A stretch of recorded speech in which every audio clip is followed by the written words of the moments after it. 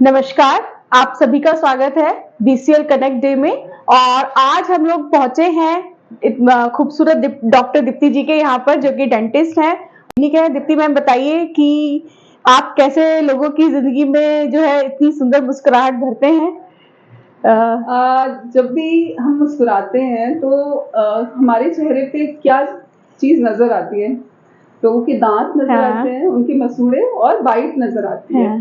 तो हमारा काम है दांतों को, मसूड़ों को और ओवरऑल बाइट को ठीक करना, ताकि हम किसी की भी ओवरऑल स्माइल को ठीक कर सके और उनको एक कॉन्फिडेंट स्माइल दे सके, ब्यूटीफुल स्माइल दे सके। ओके, जैसे कि डेंटिस्ट के पास जाने से लोग घबराते हैं, बट मैं जानना चाहूंगी कि कैसे आप इस चीज को हैंडल करते हैं। मैंने सुना है कि आपका जो ट्रीटमेंट है वो पेनलेस ट्रीटमेंट रहता है, नहीं दर्द होता है। तो आप कैसे बताना चाहेंगे कि आजकल जो टेक्नोलॉजी वो कैसे चेंज हुई है और कैसे आप हेल्प कर सकते हैं लोगों को? कोई भी मैम मेडिकल फील्ड में जितनी भी एडवांसमेंट है तो वो उसी तरफ है कि हम किसी भी प्रोसीजर को सिंपलेस्ट कर सकें और पेनलेस कर सकें। तो मेडिकल फील्ड में भी जो भी एडवांसमेंट हुई और डेंटल फील्ड में भी, तो वो सारी इसी को मद्देनजर रखते हुए हुई है। बाकी जो हमारी स्ट्रैटेजी है, हम लोग कैसे काम करते हैं, तो हम लोग 4 बेसिक स्टेप्स को ध्यान में रखते हुए काम करते हैं। सबसे पहला सही डायग्नोसिस।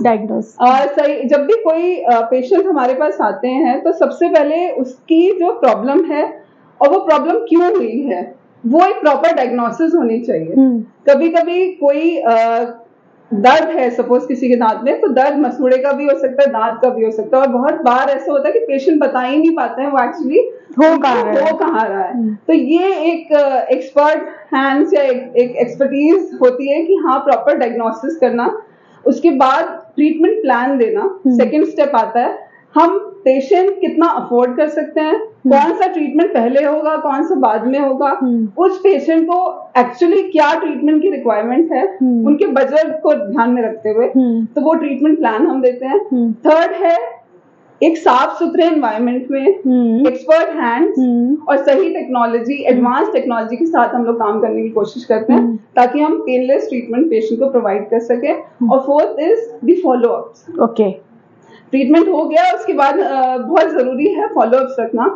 तो अगर हमने कोई काम किया है तो ये हमारी जिम्मेदारी बनती है कि वो पेशेंट कितने टाइम तक उस ट्रीटमेंट के साथ, मतलब उसको कैसे मेंटेन कर सकते हैं। तो ये सारी चीजें हम लोग ध्यान में रख के काम करते हैं। तो ये तो बहुत अच्छी बात है कि आप फॉलो अप भी करते हैं, ताकि कुछ जैसे पेशेंट्स होते हैं उनका मतलब बहुत टाइम के बाद में उनको पता नहीं चलता, अच्छा हल्का फुल्का पेन हो रहा है, जाना है कि नहीं जाना है, दोबारा जाना है, डरते भी हैं लोग बाग। तो आप फॉलो अप लेते होंगे तो उससे बहुत लोगों को हेल्प मिलती है। बिल्कुल, फॉलो अप्स के लिए हमने अपने सॉफ्टवेयर भी रखा है। बाकी फोन कॉल्स ऑब्वियसली रिकॉर्ड्स रहते हैं। हम time to time 3 months to 6 months पे पेशेंट्स की विजिट करवाते हैं ताकि फॉलो अप हो सके। चलिए, और मैंने देखा कि बाहर एक लगा हुआ है कि अलाइनर्स जो है, अलाइनर्स क्या कोई नई टेक्निक है?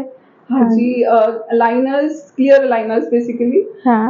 ये दांत को अलाइन करने की टेक्नोलॉजी है। बट ये जैसे पहले क्या होता ना कि हम सपोज हमारी एज के कोई हैं और वो चाहते हैं कि उनकी दांत स्ट्रेटन हो जाए, लेकिन ये होता था कि आपकी एज निकल गई, बट अब ऐसा नहीं होता है। ओके।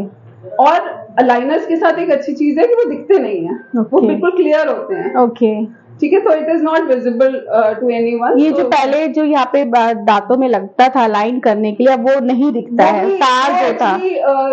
हम ये नहीं कह सकते कि सारे केसेस में हम अलाइनर्स दे सकते हैं, बट हाँ, जितने भी केसेस में हम अलाइनर्स प्रोवाइड करा सकते हैं, अगर कोई अफोर्ड कर सकता है तो वो that is the most advanced. Okay okay okay. तो दीप्ति जी, मैंने देखा था आपके क्लिनिक में भी ना कि आप एक तरफ से अलग से उसकी मशीन, मतलब एक अलग से जैसे ऑपरेशन होते हैं वहां पर एक अलग से कैमरा चलता है और अलग से दिखता है अंदर का प्रोसीजर पूरा का पूरा। आपके यहाँ पे भी मैंने देखा था कि उस तरीके से दिख रहा था। यानी काफी एडवांस टेक्नोलॉजी आपके पास में है। 3D स्कैन्स होते हैं। अभी हमारे पास इन हाउस 3D स्कैन तो नहीं है, बट हम लोग जब भी कोई रिक्वायरमेंट होती है तो आप उस हिसाब से करते हैं, अवेलेबल करते हैं। ओके ओके, ठीक है। तो बताइए दीप्ति जी, आपको हम कैसे और अप्रोच कर सकते हैं? हमारे आपका एक्सपीरियंस कितने साल का है? एक्सपीरियंस मेरा 17 इयर्स का है, प्रैक्टिसिंग एक्सपीरियंस डेंटल फील्ड में। ओके। और बाकी अप्रोच करना है तो आप बीसीएल के थ्रू मुझे अप्रोच कर सकते हैं। मेरे 2 क्लिनिक्स हैं, एक हजरतगंज में MB dental and implant centre के नाम से, एक यहाँ तहसीलगंज चौराहे पे, टूथ एंड इम्प्लांट्स के नाम से। ओके, थैंक यू दीप्ति जी, बहुत अच्छा लगा। मेरे को लगता है ये नॉलेज सभी लोगों के बहुत काम आएगी। धन्यवाद। Thank you.